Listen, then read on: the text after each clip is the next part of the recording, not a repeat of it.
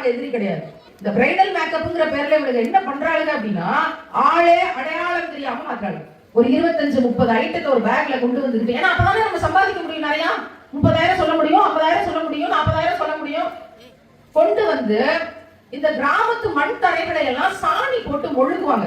மேடு பள்ளம் தெரியக்கூடாது, அங்கங்க கல்லெல்லாம் இருக்கு தூக்கிட்டு நிக்கும், அதெல்லாம் தெரியக்கூடாது அப்படின்னு சாணி போட்டு முழுகி பளபளன்னு ஆக்குவாங்க. அதே மாதிரி இந்த பிள்ளைகளை பூசி மெழுகி பளபளன்னு ஆக்குறது.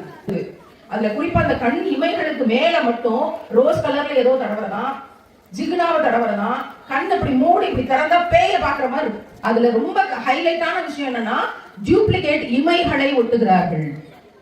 டூப்ளிகேட் இமைகள். ஏன்னா இறைவன் படைச்ச இமை வந்து உங்களுக்கு பத்தல, அது அழகா இல்ல, அது வந்து உங்களுக்கு போதுமானதாக இல்ல, அதனால டூப்ளிகேட் இமையை ஒட்டுறாங்க. அப்படி கண்ணை திறந்து பார்த்தாங்க அப்படின்னா அப்படி கண்ணு வளைவா இருக்கு இமைகள், அது ரொம்ப அழகா இருக்கான். அந்த கண்ணை மட்டும் க்ளோஸ்அப்ல வீடியோ எடுத்து போட்டோ எடுத்து அதை போஸ்ட் போடுறது.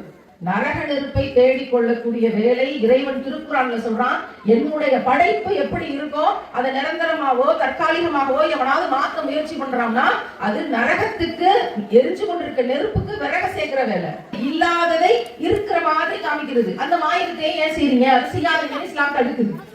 கணவனுக்கு கூட அது அனுமதியில ஒட்டுமுடி வைக்க சொல்லி சொன்னான். ஹதீஸ்கள் அப்படிதான் சொல்லுது. அதை நம்பக்கூடியவங்க தான் முஸ்லிம்கள்.